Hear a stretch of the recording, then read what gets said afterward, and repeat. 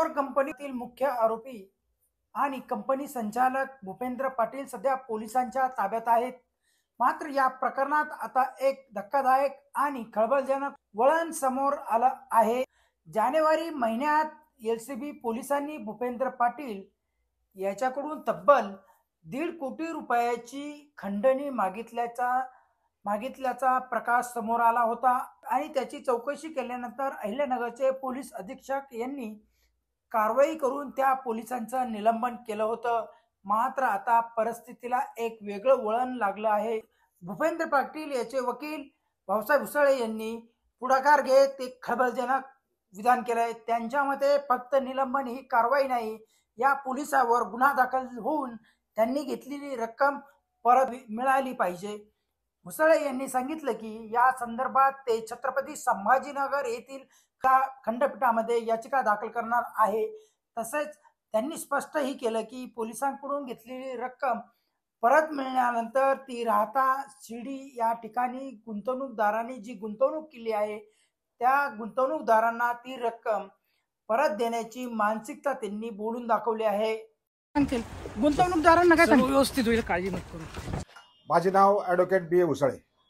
माझे पक्षकार जे आहेत भूपेंद्र राजाराम साळवे याची केस मी सध्या इथं राहता कोर्टामध्ये लढत आहे, हे तुम्हाला माहिती आहे।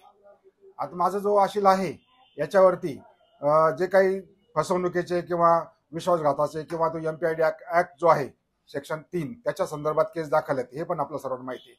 आणि यातला महत्त्वाचा मुद्दा म्हणजे ह्या आमच्या आशिलाला या केसची जेव्हा सुरुवात होणार होती त्याच्या अगोदर साधारणतः जानेवारी 2025 मध्ये त्याला LCBच्या लोकांनी पकडून त्याच्याकडून 1.5 कोटीची लाच घेतली होती।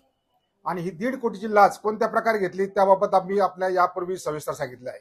आता ही 1.5 कोटीची लाच या पोलिसांनी LCBच्या पोलिसांनी त्याच्याकडून जी उकळलेली आहे, आता ती परत मिळण्यासाठी किंवा त्याच्यावर कारवाई होण्यासाठी आम्ही काय केलं होतं का राहतेच्या कोर्टामध्ये त्याच्या विरुद्ध रीतसर कोर्टाला परवानगी मागितली, याच्यावर आम्हाला तक्रार करायची किंवा याची फिर्याद घेतली पाहिजे, दखल घेतली पाहिजे, परंतु ती कोर्टाने आमची मागणी काढली होती। त्याच्यामुळे मी त्याचा वकील या नात्याने त्या पक्षकारांनी सांगितल्याप्रमाणे या घटनेची मी तक्रार जे DIG आहे पोलीस आयुक्त नाशिकचे त्यांच्याकडे मी एक लेखी स्वरूपातली तक्रार ईमेलद्वारे केली होती। आता ती जी तक्रार केली होती ईमेलची, ती तक्रार अशीच होती की हे जे 4 पोलीस आहे यांच्या विरुद्ध कारवाई करा, त्यांच्या विरुद्ध FIR दाखल करा आणि ते जे पैसे जप्त करून मला परत मिळावेत यासाठी माझी तक्रार या आयुक्ताकडे केली होती। आणि उद्देश असा होता का हे पैसे परत घेऊन हे जे ठेवीदार आहेत ह्या ठेवीदारांना त्या रक्कम परत मिळाल्या पाहिजे आणि त्यासाठी माझे जे पैसे आहेत वाया गेले आशिलाचे ते पैसे परत गेले पाहिजे या उद्देशाने मी तक्रार केली आहे, त्यांच्या विरुद्ध कारवाई व्हावी म्हणून तक्रार केली। परंतु ही जी तक्रार केली ही तिची तारीख आहे 29/8/2025।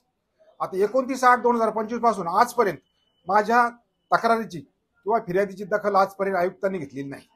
त्यामुळे नाईलाजाने मी आता या आयुक्त जे आहेत नाशिकचे ते नंतर डिस्ट्रिक्ट सुपरिटेंडंट पोलीस अहमदनगरचे, त्याच्यानंतर जे काही तिथले PI आहेत स्थानिक पोलीस स्टेशनचे याला LCBचे आणि जे 4 आरोपी जे पोलीस अधिकारी आहेत या सगळ्यांच्या मिळून एक रीट दाखल करणार आहेत आणि त्या हायकोर्टाकडनं मी अशा डायरेक्शन घेणार आहेत की हे जे गुन्हा केलेला आहे त्या पोलिसांनी या पोलिसावरती FIR दाखल करा, या गुन्ह्याचा तपास करा, हे पोलीस जे पैसे घेतलेले आहेत हे पोलिसांचे पैसे जे त्यांच्याकडून जप्त करा आणि याचा तपास करा सखोल काय काय घटना घडलेली याबाबत मी जे काही उच्च न्यायालय औरंगाबाद खंडपीठ याच्यामध्ये रीट याचिका दाखल करून हा गुन्हा दाखल व्हावा प्रामुख्याने आणि ज्या काय ठेवी या ज्या ठेवीदार ठेवी त्याच्यातली रक्कम 1.5 कोटीची आहे जी पोलिसांनी लंपास केली ती जप्त करून मिळावी तातडीने, म्हणून मी या डायरेक्शन या हायकोर्टाकडनं घेणार आहे।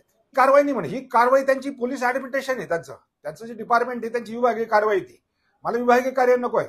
जी काही पोलिसांनी गुन्हा केलाय, पोलिसांनी समजा हा जो काही लाच घेतली हा आमच्या पक्षकाराकडून, ही लाच घेतल्याने जो गुन्हा केलाय त्याची फिर्याद दाखल झाली पाहिजे, त्यांना अटक केलं पाहिजे, PC मिळाला पाहिजे, त्यांचं MCN मिळाला पाहिजे, त्या घटनेचा पंचनामा झाला पाहिजे, नंतर जे पोलीस नेमकं त्याला कुठून दिलं कुठून आणलं त्याच्या बाबतीत CCTV फुटेज कव्हर केलं पाहिजे, ते फुटेज मिळवलं पाहिजे, कोणत्या ठिकाणून त्याला आणलं नेलं आणि बोलणं झालं याची सर्व सखोल चौकशीच्या 4 शीट होणार आहे।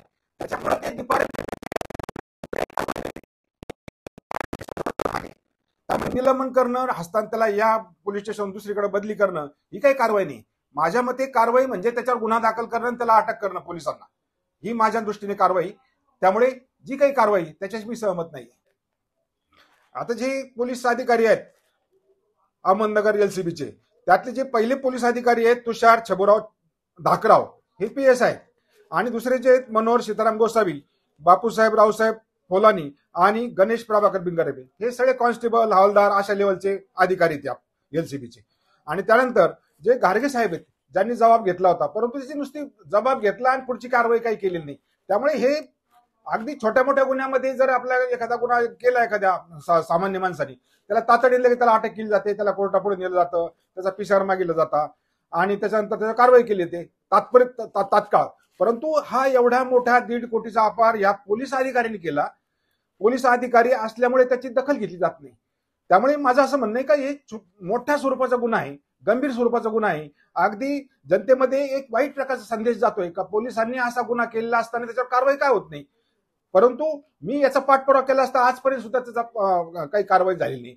त्यामुळे न्यायालयाने आमच्या पक्षकाराच्या थ्रू मी हे जे उच्च न्यायालय औरंगाबाद खंडपीठ याच्यामध्ये या माझ्या पक्षकाराच्या वतीने रिट याचिका दाखल करणार आहे. आणि त्याच्यामध्ये विनाकारण जो काही प्रलंब झाला का आजपर्यंत गुन्ह्याची माहिती मिळूनही पोलिसांनी त्याची काही दखल घेतलेली नाही. कोणते ते पोलिसांनी जे काही पैसे त्यांनी गैरवापर केलेला आहे, खंडणी स्वरूपात घेतलेले, लाच स्वरूपात घेतलेले, ते पैशाची जप्त केलेली नाही, त्याच्यावर कुठलाही तपास नाही की त्याच्यावर कुठलाही रेकॉर्ड आमच्या जे काही केस आहे दाखली या केसमध्ये आलेलं नाही.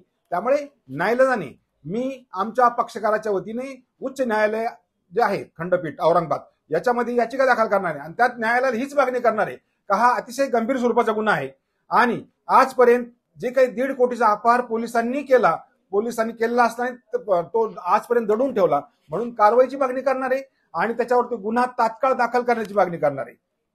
एवढंच नाही तर जी काही रक्कम त्यांनी ती 1.5 कोटीची आहे ती तात्काळ जमा करून जप्त करून ती ह्या ज्या काय चार्जशीट आहे याच्यामध्ये ती समाविष्ट करण्याचा मी मागणी या उच्च न्यायालयात करणार आहे.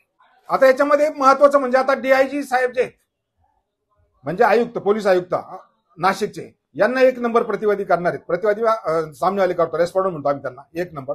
2 नंबरला डिस्ट्रिक्ट सुप्रिटेंडंट ऑफ पोलीस जे आहेत यांना करणार आहेत आणि 3 नंबरला जो पोलीस आहेत तुषार छबुराव धाकराव हे आणि दुसरा मनोहर, तिसरा बापूसाहेब आणि 14 गणेश भिंगारदेवे, हे जे 4-6 लोकांना मी यांना प्रतिवादी करणार आहेत माझ्या याचिकेमध्ये.